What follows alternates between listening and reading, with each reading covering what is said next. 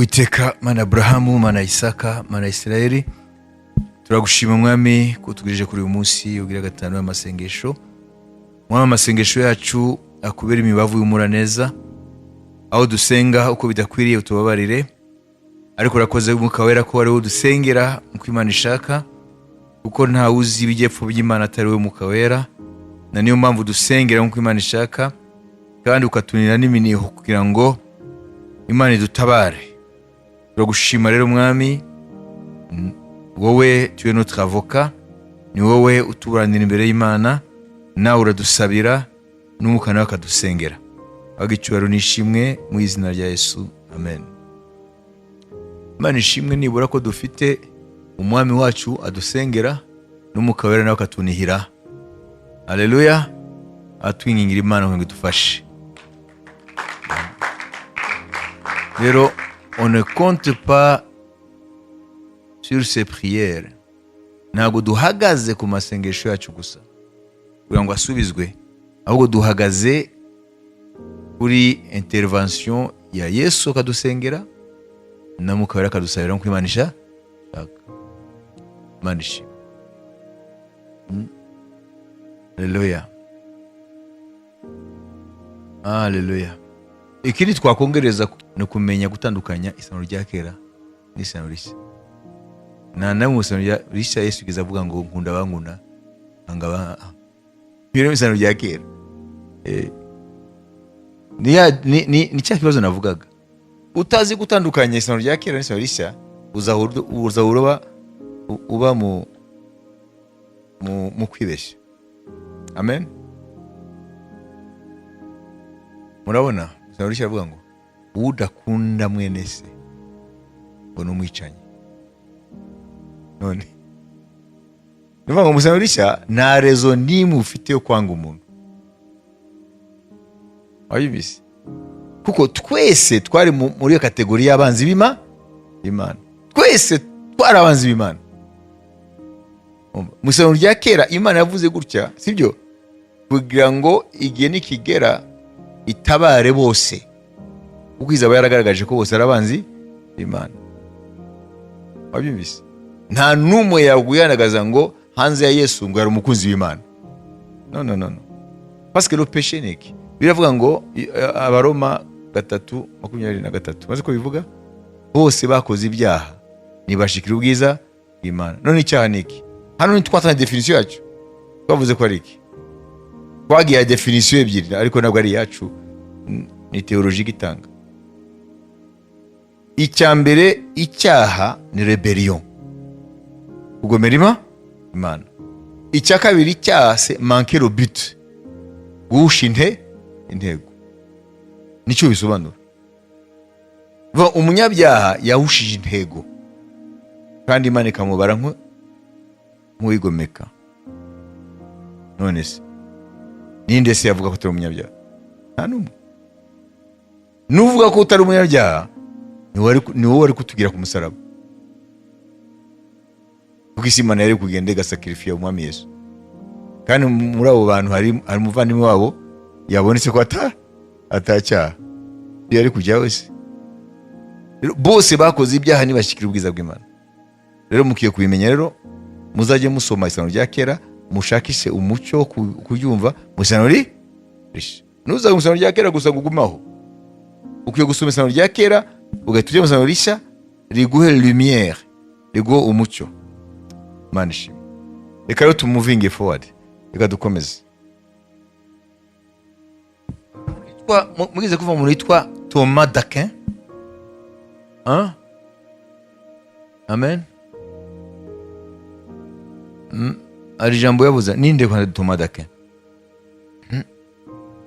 Yari umuntu mu bitwa abiha Imana b'uma Dominicani, religieux de l'ordre dominicain. Yari mu biha Imana w'umudo Dominicani. Ayumvise? Akaba ari théologien. Yari docteur wa théologien. Yari impuguke muri Bibiliya, yari mu philosophe, yari umunyabwenge, kandi yari docteur de l'église, ni kuvuga ngo umwigisha w'itorero.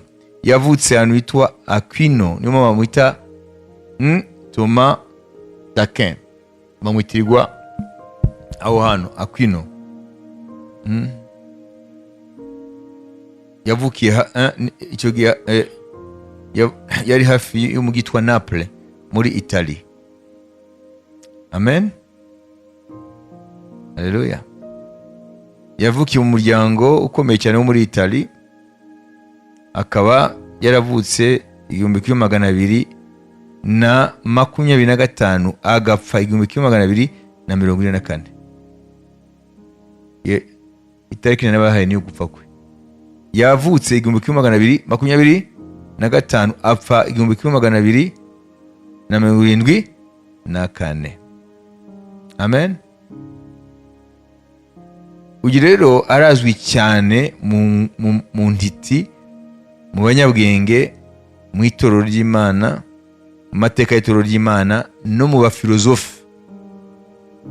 Arazwi Thomas d'Aquin. Uyu rero yavuze iki? Yarazi ibintu, afite ibintu byinshi, arazi ibintu byinshi cyane by'ubwenge. Amen. Mu buryo mu mateka y'itorero yakomeje gufatwa, ibitekerezo bye byakomeje kugenderwaho n'itorero, kwisunga ibitekerezo bye. Yaravuze amagambo urimo tumuzanye. Yaravuze ngo nous ne prions pas afin de changer les décrets de Dieu dans sa providence. Ngo ntabwo dusenga ngo duhindure iby'Imana yagambiriye. Ejo twizike ejo le dessein de Dieu. Twize ko Imana izi byose bitarabaho kandi ibyo yagambiriye. Ngo amasengesho yacu ntabwo ariyo guhindura iby'Imana yagambiriye isi itararema. Donc nous ne prions pas afin de changer les décrets de Dieu dans sa providence. Plutôt, nous prions afin d'obtenir dans la prière ce que Dieu a décidé que nous recevrions par la prière. Nous voyons ngo ntabwo dusenga ngo Imana ihindure ibyo yagambiriye kera kose, ahubwo turasenga kugira ngo amasengesho atume Imana aduheshe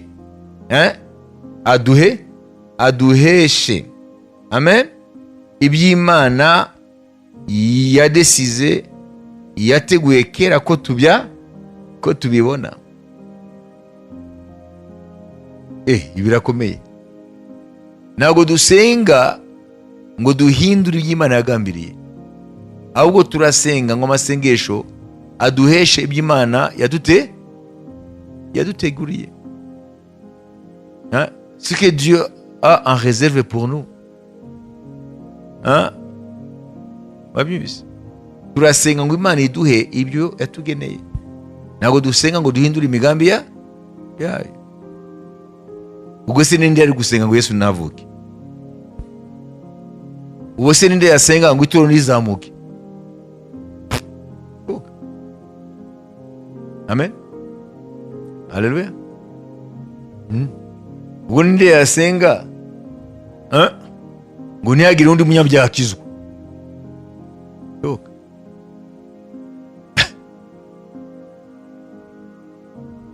Bavandimwe, reka mbabwire ikibazo gihari, muraza kukibona nitugira imbere muri ijambo ry'Imana. Abantu bafite ibibazo by'ububiri. Ikibazo cya mbere, abantu ntibasenga Imana. Sindo ndavuga abapagani badasenga. Abantu bitwa ko basenga Imana ntibasenga Imana nk'uko Imana ibishaka. Icya mbere. Icya kabiri, abantu bagasenze ntibasenga. Wabyumvise? Izo nizo ngorane zito itorero. Wabyumvise? Amen. Abantu basengana nabi, n'abagasenze noneho neza ntibasenga. Tout simplement. none se bizagenda gute? Niyo mpamvu tubahagarare mu cyuho. Muraza kumva impamvu erega. Amen. Aya magambo ya Thomas d'Aquin wayumvise? Ari umugambi w'Imana, Imana yategetse kuko gusozwa, ntacyo twawukoraho. Ntushobora gusenga Yesu ntazagaruke, bishoboka. Hariho ko yavuze decret, sibyo? Ibyo Imana yadekrese, ibyo Imana yategetse ko bikwiye kuba, nta n'umwe ashobora gusenga ngo ntibibe. Ahubwo amasengesho yacu nayaduhesha ibyo Imana yagize gute? Yaduteguriye. Amen. Nta bindi. Niyo mpamvu Pawulo yavuze ngo nous n'avons pas de puissance contre la vérité mais pour la vérité. Ngo ntabwo dufite imbaraga zo kurwanya ukuri, tuzifite iyo dushikiye ukuri. Nujya kurwanya ukuri nta mbaraga uzagira. Iyo turavuga ukuri ku ijambo ry'Imana, imbaraga tuzifite mu gushigikira ukuri, ntabwo tuzifite mu kurwanya ukuri kw'Imana. Tugiye rero mu yindi ntambwe. Ibi mubifate nka introduction. Amen.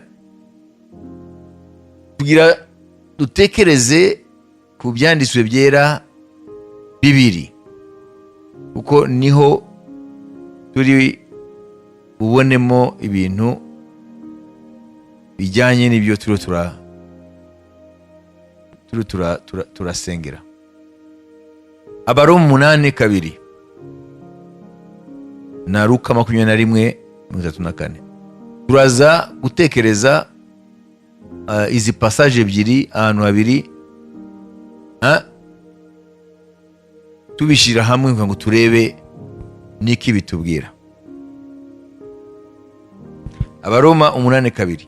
En effet, la loi de l'esprit de vie en Jésus-Christ m'a affranchi de la loi du péché et de la mort.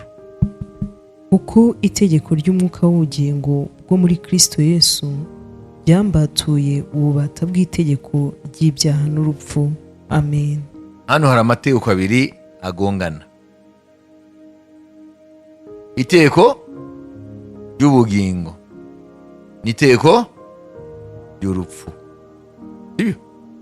Batubwiye ngo itegeko, amen, haleluya, ry'umwuka w'ubugingo muri Kristo ryambatuye itegeko y'icyaha n'urupfu. Iyo ni parti imwe turi gutekerezaho. Iya kabiri ni Luka 21:34. Prenez garde à vous-même, de crainte que vos cœurs ne s'appesantissent par les excès du manger et du boire et par les soucis de la vie, et que ce jour ne vienne sur vous à l'improviste. Ariko mwirinde imitima yanyu ye kuremererwa n'ivutu no gusinda n'amaganya y'isi, uwo munsi ukazabatungura. Amen. Aho hantu tumaze kubavuga kenshi, ariko ijambo nshaka mufata ni iri: kuremerwa. S'appesantir mu Gifaransa. Ngo imitima yanyu kumbe imitima ishobora kuremerwa. Nanzi ko ibitugu ari byo biremerwa. Ndashaka mufate rero rya jambo ryo mu Baroma twasomye 8:2 na Luka 21:34 na kane, nyuma mu bitekerezeho iminota 3. Mumaze gutekereza? Reka nete mukunda ngo dusomere Abaroma 8:2. Kuko itegeko ry'umwuka w'ubugingo bwo muri Kristo Yesu ryambatuye ububata bw'itegeko n'ibyaha n'urupfu. Amen. Amategeko ashiriyeho iki? Amategeko ari yose cyangwa mu bundi buryo ikibazo, umuntu asabwa iki imbere y'amategeko? Kuyumvira, sibyo? Iyo amategeko asohotse abantu basabwe kuyumvira. None hano batubwiye hari amategeko abiri. Ayo mategeko rero aho akora arumvirwa. Mbere yuko itegeko rya mbere riza rivugwa hano mu Baroma, rya mbere ni rihe? Ngo itegeko ry'umwuka w'ubugingo muri Kristo. La loi, amen, de l'esprit de vie. Mbere yuko itegeko ry'ubugingo, mbere yuko itegeko ry'umwuka w'ubugingo riza, sibyo? Hakora ririya niho ryakoraga n'ubu rirakora. Ni itegeko ry'iki? Yohanu rupfu. Donc la loi du péché et de la mort. Mbere yuko itegeko ry'umwuka w'ubugingo muri Kristo riza, ikiremwa muntu cyumviraga, kuko twumvise ko itegeko ryumvirwa, cyumviraga itegeko y'icyaha n'urupfu. None iryo tegeko y'icyaha n'urupfu ryakoraga rite? Tubanze tureke ririya ryabanjwe, ariko ryo ryaje nyuma. Ryakoraga gute? Cyangwa n'ubu rirakora gute?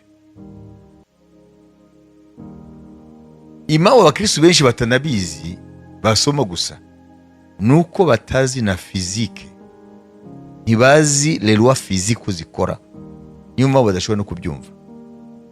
Mumenye ko Pawulo, usibye ko yari yuzuye umwuka wera, akaba yahuye n'umwami Yesu mu nzira i Damasiko n'iki byose, akaba yakomeje kuvugana nawe, akaba yaragiriwe n'ubuntu bwo kuzamuka mu ijuru rya gatatu aho Imana iba, ariko yari n'umunyabwenge mu bwenge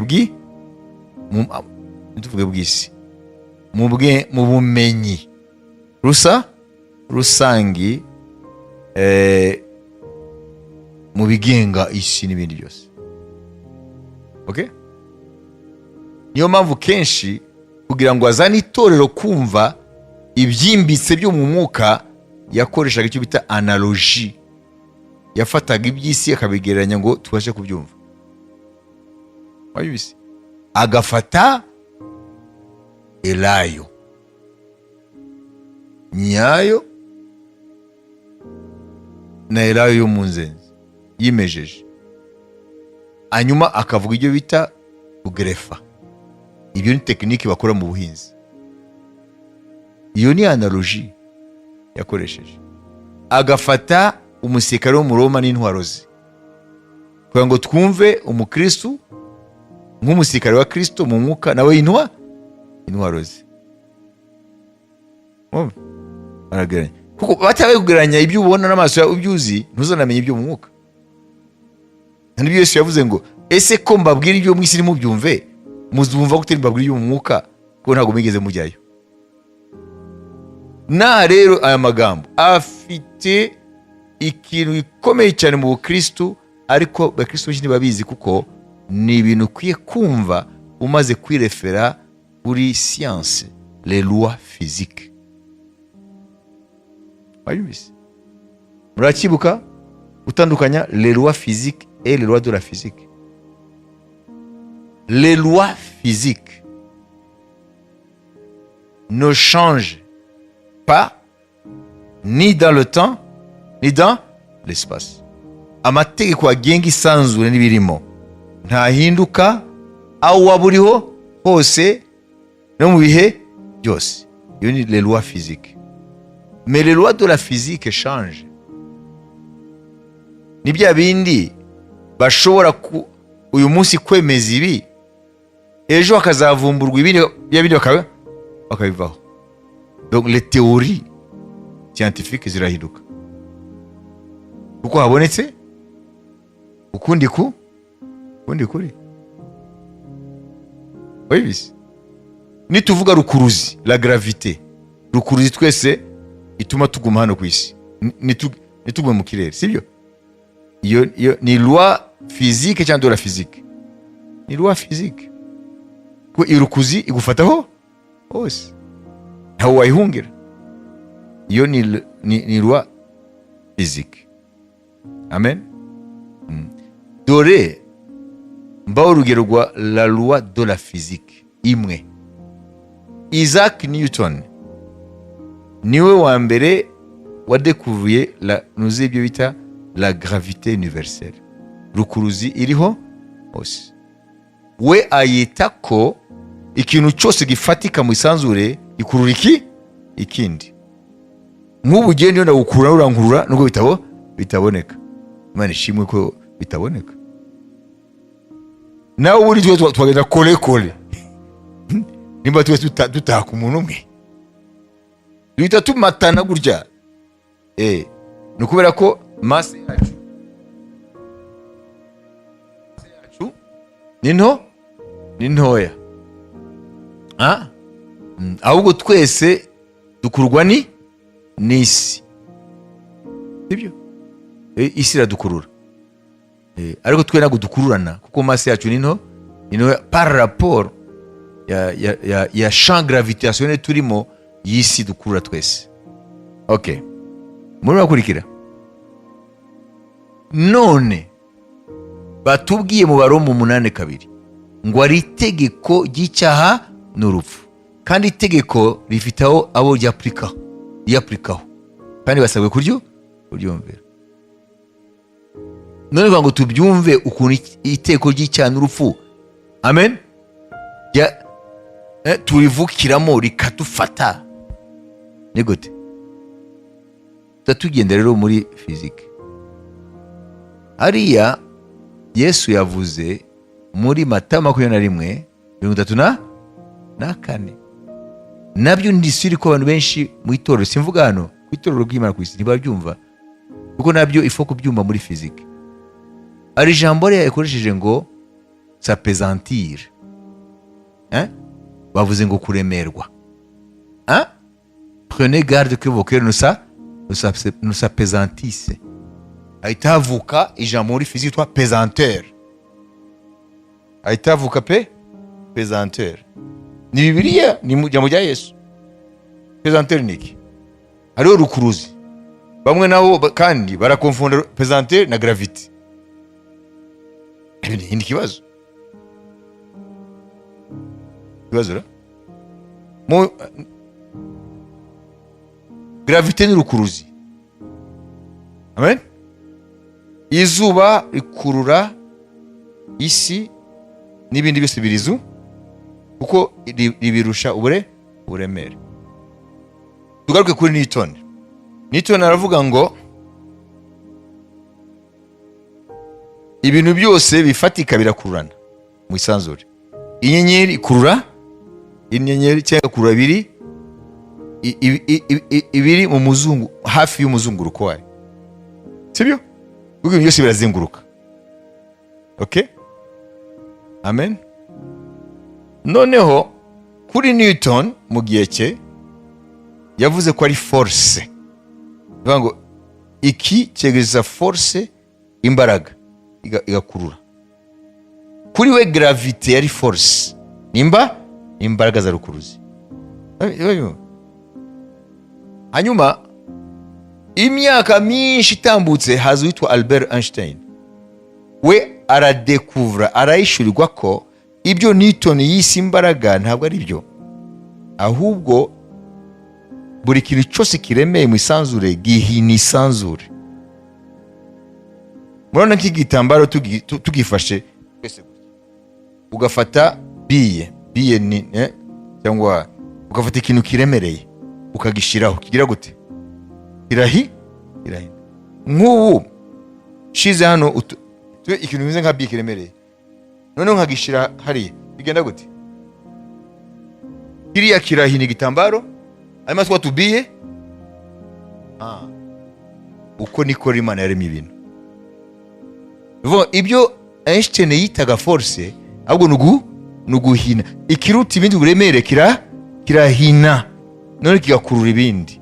Uko niko izuba rihina isanzure uko riremereye kurusha isi n'ibindi, rigakurura isi n'andi ma planete gutyo. Wayibise?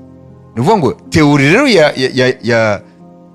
ya Isaac Newton sibyo? Nubwo ifite ukuri kubyerekeye gravite, ariko icyo yise force, imbaraga za rukuruzi ntabwo zikiri imbaraga, ahubwo no guhina isanzure. Niyo ngo teoriye rero ifite akabazo. Bitatwi ugafata ya Albert, hein? Iyo c'est la loi physique. Non. La loi de la physique de Newton. Amen. Itire tuba ku ruhande. Donc teori imwe ikarekwa bagafata iyindi. Ariko mu gihe cyayo iba ari ukuri. Ariko iyo haje iyindi irusha kuza ukuri, amen, iyo nshasha niyo bafata. Donc les lois physiques ne changent pas, ni dans le temps ni dans l'espace, mais les lois de la physique changent. Iyo mwabyumvise? Kuko ni abantu birawutse.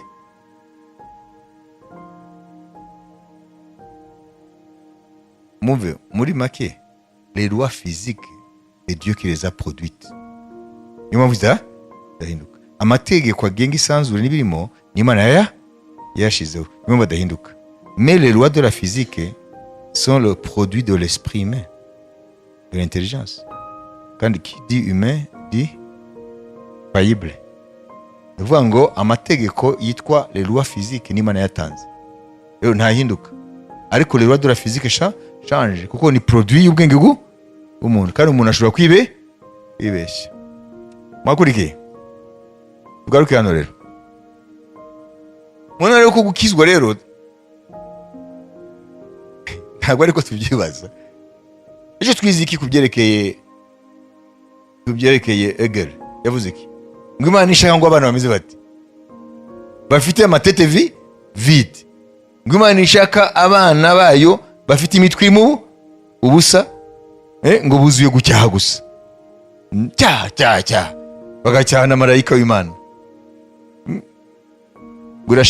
Imana ishaka abana bafite imitima yagutse, amen, mu byo kwizera niki, ariko n'imitwe yuzuyemo ubumenyi bw'Imana. Icyo cyo kibazo rero. Présenter rero niki? Ko ni ijambo Yesu yavuze hano. Ndibasomere.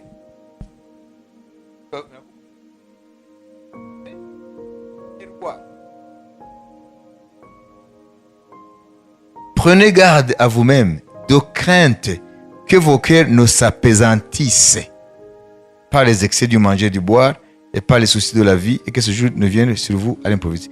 S'appesantir. Ni mubi jambo pesanteur. Ok. Uburemere, sibyo? Kandi mu Kinyarwanda ndavuze kuremerwa.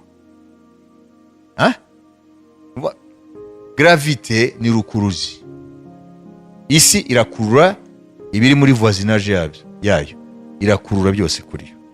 Ok? Ibikura kuri centre yayo. Iyo gravité. Amen? Amatome yose akugize, sibyo? Isi irayakurura. Wabibise? Donc les atomes de la terre, amatome agize isi, sibyo? Wabibise? Akurura atome zose zirimo zikugize wowe. Atome z'isi zikurura atome zikugize. Niyo mpamvu udashobora kugenda ngo njye nagashimye umwanya, sibyo? Sinzarinde kwata indege yo kujya muri Israel. Ntagira gutya ngo abandi. Ariko rukuruzi nishwa kunyemerera. Iyo rero babyita gravité. Pesantere rero niki? Pesantere ni gituma ikintu kitaguma hakiga kamanuka. Kubera iki? Kubera masse yacyo, uburemere bwacyo na acceleration. Wabibise? Gravité ifite role ijua, ariko cyane cyane ni uburemere bw'icyo kintu na acceleration. Wabibise? Ibyo niyo bita pesantere. None batubwiye ngo mu isi y'umuka ngo hariho ibiremera. Bikaremera rero umutima. None pesantere ikuru ibintu bijyana he? Hasi. Ibibire ni isiga hano, nishira hano, iragumana. Irajya hari. Iyo ni pesantere. pesantere igihe cyose ijyana hasi, sibyo? kandi ikajyana hasi itsikamira. Wayumvise? Niyo mpamvu iyo icupa rivuye ngo pa, kuko pesantere ikura hasi, isunika hasi itsikamira. Amen. Wayumvise? None ririya tegeko ry'icyaha n'urupfu ni pesantere. Nivuga ngo rirasunika hasi umuntu rimutsikamire ngo agume mu byaha, agumye mu rupfu. Wayumvise? Ririya tegeko umunyabyaha akwiye kuryumvira.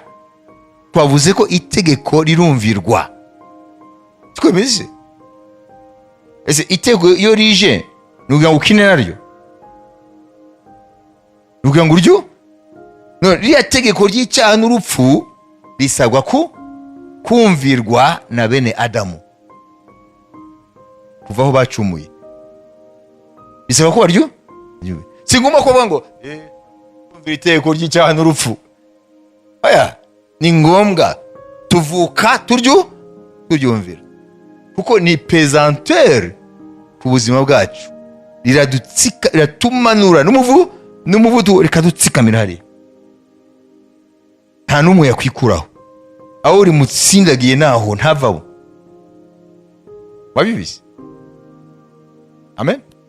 Ni ukuvuga ngo rero icyo Yesu asobanura hariya avuga il y a des pesanteurs spirituelles. Hari ibintu mu mwuka bidutsikamira kugira ngo tuzahore turi mu cyaha no mu rupfu. Wabibize? Hanyuma batubwike ngo Imana ishimwe, Yesu ge yaziye, amen, agapfa ku musaraba, agahambwa, umunsi gatatu akazuka, ngo haciye haza irindi tegeko. Ryojo ngo ni itegeko ry'umwuka w'ubugingo. Ryojo rero rigira gute rero? Ryo rero rikora ibitandukanye na rya rindi. Ryo rirakora de bas en haut, ririya ni de haut en bas. Ririya tegeko ry'icyaha n'urupfu riramanura rigatsikamira. Rya tegeko ry'umwuka w'ubugingo ryo rirafata hariya, rivana hariya rikazamura. Iri naryo nimushobora kuryumva mutazi fizike. Mumaze kumva irya mbere, kuko twasobanuriye fizike mu magambo yoroshye. Ntiwabyumvise se? Iyo umuntu akubwira rukuruzi wamenye ibyo ari byo. Amen. Wakubwira pesantere wamenye ibyo ari byo. Noneho ririya rya kabiri rero naryo ni fizike naryo. Amen. Hano tugeze kuvuga duti kugira ngo isi turekure tugende ntituzongere guhura nayo, sibyo? Hakwiye kuba icyo bita vitesse de libération. Tuzi kubivuga hano. Ni kuvuga iki vitesse de libération? Tugeze kubivuga.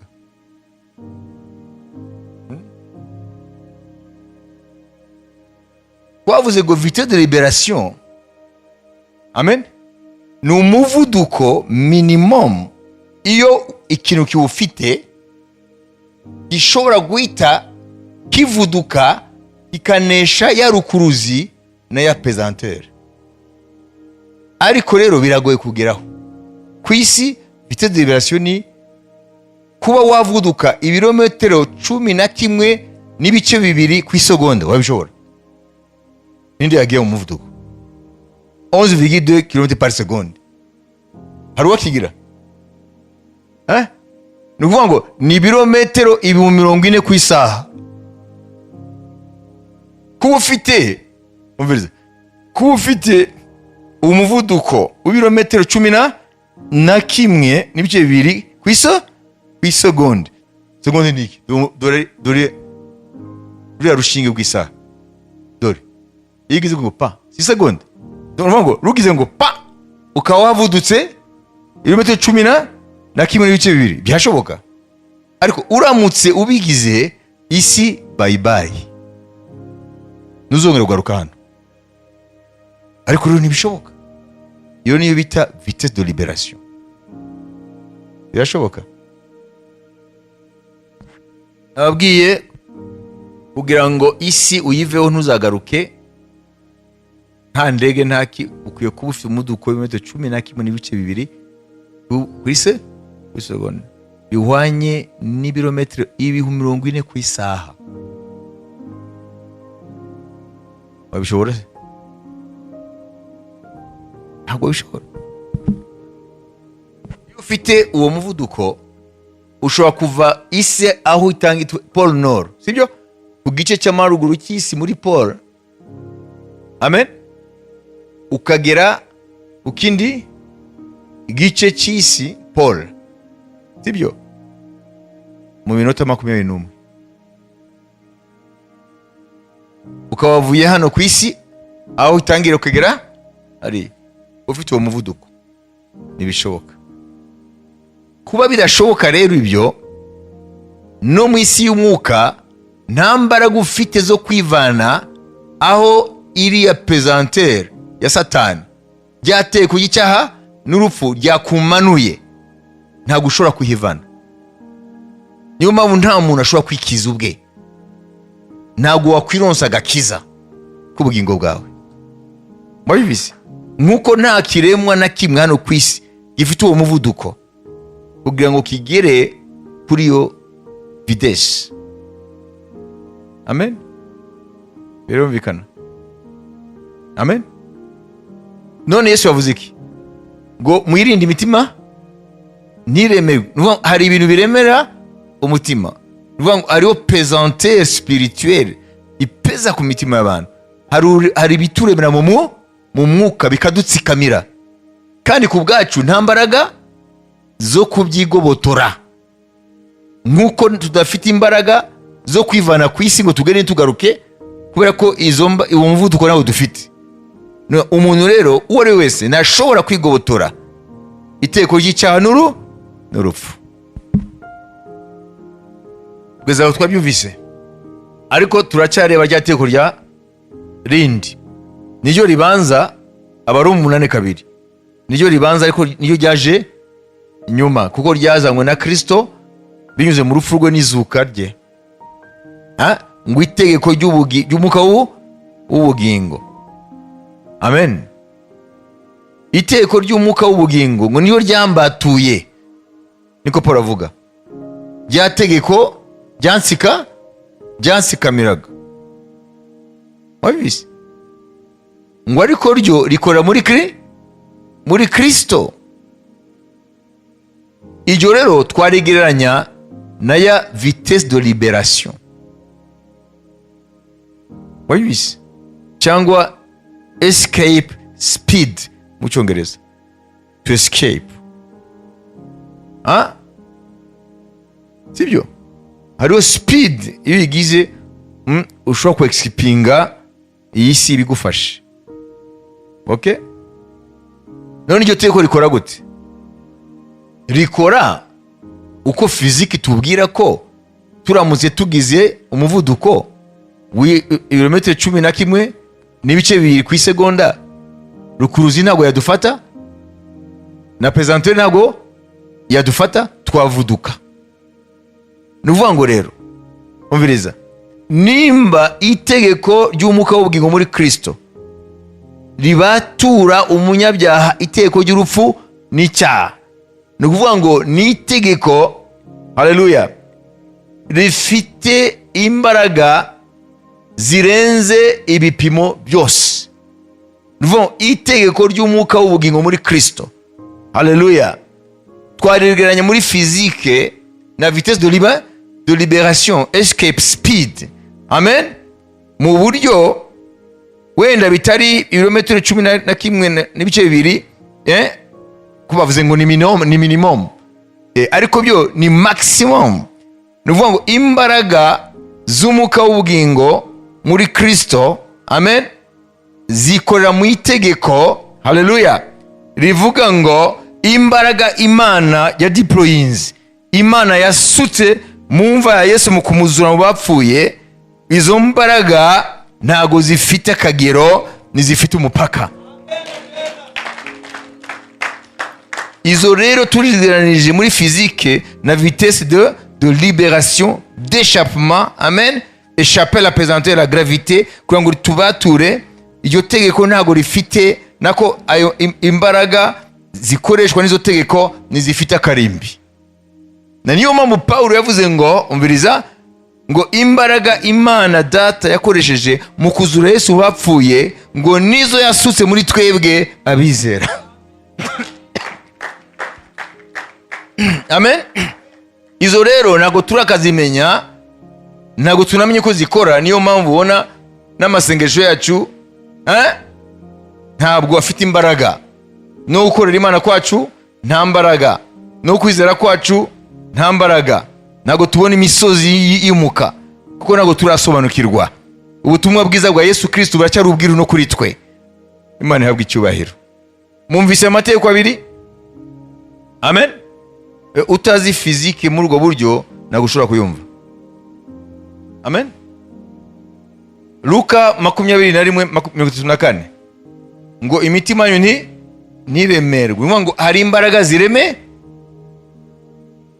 Nuvuga ngo ibi byose byo mu isi, Yesu yavuze ngo muri isi hariho amarari, hariho kwiganyira. Amen. Hariho n'ibintu byo kwitwarika iby'umubiri, kujya no kunywa n'ibivutu byose. Biriya byose nibyo bigize les pesanteurs spirituelles. Wabizi?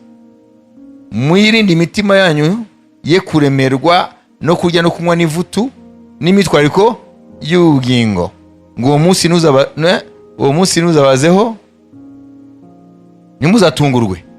Ni ukuvuga ngo rero biriya byose rero mu mvugo twakoresheje hano wabyita pesanteur spirituel. Ni ukuvuga ngo rero abantu rero benshi rero mu itorero baratsikamiwe, bari munsi y'iteko ya pesanteur, baratsikamiwe. Nubwo ibyaha batakibijyamo mu buryo bugaragara, ariko mu buryo bw'umwuka baracyari handi. Bakeneye vitesse de libération yo muri Kristo Yesu. Bakeneye escape speed. Ibavane he? Ibazamure. Amen. Uko tusoma kujya muri Imana, uko dusenga, uko dushaka mu maso y'Imana, haleluya, mu mwuka no mu kuri, niko Umwuka Wera muri Kristo agenda atwongereza speed. Amen.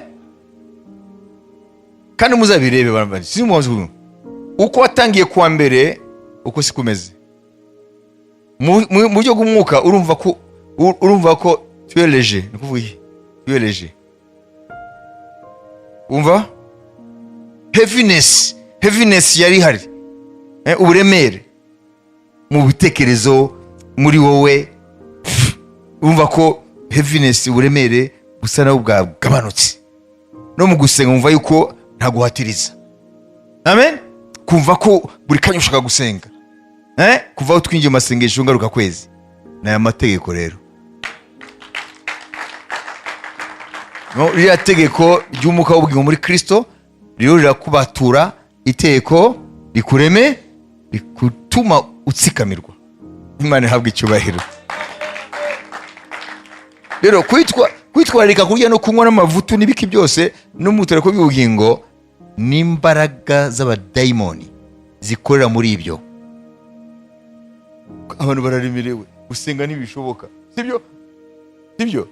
Kuva abantu nukuvuga ngo bararemerewe, ntabwo urumva no mu rugo, mwese murakijijwe, wabwira umuntu ati rero ni wowe uri busengere ibintu, ukumva senga wowe.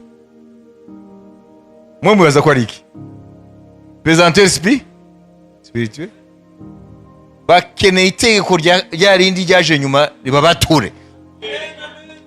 Itegeko ry'umwuka w'ubugingo muri Kristo. Imana yabwe icyubahiro. Haleluya. Amen. Ese mwabyumvise? Reka dufate iminota 5 tubwire umwami Yesu ngo iryo tegeko nyabuneka, nyagora ku ngoma, iryo tegeko rinkureremo, rimvanaho rya tegeko rya Satani ryansikamiye. hanyuma umwami Yesu aragutabara. Erega hari abantu bibaza ngo ukizwa ngo ni ibintu biraho gusa niki. Ni amategeko. Byose Imana yabiremye ibihama amategeko. Dushobora kuguma turi mu itorero, ariko tugakomeza kuba turi imbata z'imijinya, imbata z'intonganya, imbata z'amatiku, imbata z'inzangano, imbata. Kubera iki? Kubera ko aya mategeko arahari. Nkuko ari amategeko ya rukuruzi atuma tuguma ku isi, amen, n'amategeko ya pesantera adutsikamira. Wanyumvise? Niko hariho n'amategeko yo mu mwuka, amen, atsikamira na itegeko ritsikamira n'itegeko ribatura. Mwibuke bene data, babyise hano de loi, laws, amategeko. Ntabwo bavuze ngo ni discours, n'amategeko. Donc les lois agissent. Nimba ari amategeko arakora. Nimba utari munsi y'itegeko ririya, uri muri siri yirindi, kandi witwa ngo uri umwana w'Imana. Cyo kibazo. Amen, haleluya. Uzarebe reaction y'abakristo mu buzima bwabo, uzahita umenya ni irihe tegeko rigenga ubuzima bwabo. Ese iyo haje ikintu udashaka, uriyagisa gute? Ariko ushobora kugaragaza agakiza kawe nimba uri muri tegeko, muri yandi abiri. Amen, haleluya. Imijina hari abantu barakara kandi barakijijwe. Nimba inzu zigize ibyago kugira imbeba, uwo munsi nubwo nta mitego washizeho ntabwo uzongera kubona. Ziriruka mu baturanyi. Umunyarwanda yahise ngo ni umujinya w'umurandura nzuzi. Hanyuma ku cyumweru tukafata Bibiliya zacu tukaza hano, naho dufite cya pesantere hari utsikamiye. Kandi muzi yuko nabo twakomokaho baturaga ibyo, bari mubizi ibyo. Nimba mu babyeyi hari umuntu afite umujinya nk'uwo, uragenda ukaragwa nabo. Wabibizi? Ntushobora rero kubimenya utazi ko hari amategeko. Hari amategeko agenga isanzure igaragara n'ibirimo, n'amategeko y'umwuka agenga iby'umwuka. Kandi uwayashizeho ni umwami Imana. Uwashizeho amategeko agenga imvura, murabibonye? Amen, kugira ngo igwe. Kuko mbere ko igera hano ku isi, hano ntabwo yari imvura. Wabyumvise? Uwashizeho itegeko rigenga imvura ngo izi, niwe washizeho na rya tegeko. Itegeko ry'icyaha n'urupfu, ni itegeko ry'umwuka w'ubugingo muri Kristo. Ririya itegeko ry'icyaha n'urupfu rikorera muri Satani. Itegeko ry'umwuka w'ubugingo rikorera muri Kristo. Harari ayo mategeko. Ukwiye kumenya ko ari amategeko, kandi cyitwa amategeko kirumvirwa. Imana ishimwe. Niyo mpamvu Paulo atabyise ngo discours, yavuze les lois, amategeko. Haleluya, haleluya. Wabyumvise? Bivuga ngo nimba agiye mpagaze hano imbere, ntakorerwamo n'itegeko ry'umwuka w'ubugingo rikorera muri Kristo. Amen. Ubwo rero ubuzima bwanjye mu buryo bw'umwuka buriho burumvira itegeko ry'urupfu, ry'icyaha n'urupfu. Nayo mategeko abiri akora muri univers spirituel, niyo akora mu isanzure mu buryo bw'umwuka. Imana ishimwe. Nayo masengesho ari bukubature. Urasaba Imana, amen, imbaraga z'umwuka wera ikorera muri Kristo Yesu zikuvane aho watsikamiwe n'uburemere wa dayimoni. Mama Israel wabyumvise? Nayo mateko abiri. Mu banyabyaha ni rya rindi iteko ry'icyaha n'urupfu niyo rikora. Ku bakiranusi ni iteko ry'umwuka w'ubugingo rikora muri Kristo. Na niyo mpamvu iyo urebye ngo imbuto z'umwuka nizi: urukundo, kwihangana, amahoro, ubugwaneza, sibyo? Ibyo nibyo bigaragaza ko rya tegeko niryo rira kugenga wowe. Abagalatiya 5:22.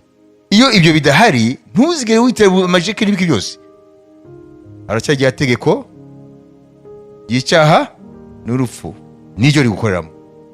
Niyo mpamvu Pawulo avuga ngo abakurikira kamere bazapfa.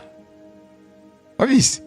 Kuko ngo abari muri Kristo Yesu babambanye kamere yabo n'iruba rya. Birumvikana uyu munsi?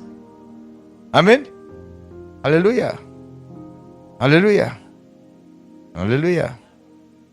We need that escape speed. Nous avons besoin de cette vitesse de libération. Mwami Yesu atulibere. Dufate iminota 10. No, my double. Nabwo ari 5, 10. Kugira ngo Imana yinjire mu mitima y'ubuzima bwacu. Ari yo tegeko ya Satani y'icyaha n'urupfu. Amen. Turangiza amasengesho, iyo tegeko ryaburijwemo rikabaneanti, rikaneshwa n'itegeko ry'umwuka w'ubugingo rikoreka muri Kristo. Bya bindi byose wari uyiziho bya kamere nawe udashaka, ni muri amasengesho yo kubikira. Hari ibindi byinshi bisigaye ngo twige, ariko nibura aho tukwiye kuhasengera umwanya uhagije. Amen. Iriya mijinya, ariya marari atakuvaho, sibyo? N'ibindi byinshi cyane. Ubona ko pesante nanditse mu bwinshi, sibyo? Imijinya ni pesantere. Wanyumvise? N'ibindi. Hari n'ikindi. Ntabwo murabona abantu agura ibintu nta gahunda. Apfa kubona ikintu kimunyuze imbere ngo ndagishaka kandi nta gahunda. Mo mubaza ko ari iki? Ni pesantere. Wanyumvise? Ni spirit. Ni convoitise Satani ashiraho. Amen. Ufite inkweto zihagije, sibyo? Ariko upfa kuva mu rugo gusa, wanyura ahantu bazitembere cyangwa mu duka ugahagarara ngo nari urukweto ndarushaka. We nana n'amafaranga ufite, ugatanga gutelefona ngo bakugurize. Wowe umva ari iki? Ni pesantere. Nashaka kubereka ukuntu pesantere zikora mu buzima bw'abantu. Uraza kwibona nawe behavior yawe, ukuntu witwara. Hari rimwe pesantere zikora wowe ntubimenye, none abyiteho ukibaza ko ari bisanzwe. Ngo ngiye nashatse kugura kiriya, kumbe ni pesantere spirituelle. Convoitise nayo ni pesantere spirituelle. Ni ibintu turemera. Ntunezerwe n'ibyo ufite, ntugubwe ntunyurwe n'ibyo ufite, wibaza sari. Ni pesantere. Amen. Ni pesantere. Ni uburemere, kirakuremera. Iyo za pesantere spirituelle ntago ziri gusa mu bapagani, ziri no mu bakristo. Niyo mpamvu rero ryateko ry'umwuka w'ubugingo muri Kristo ntago turibona muri za mbuto z'umwuka. Amen. Bati ndacumi. Ushaka gukira indwara, gira Yesu izo ndwara rero.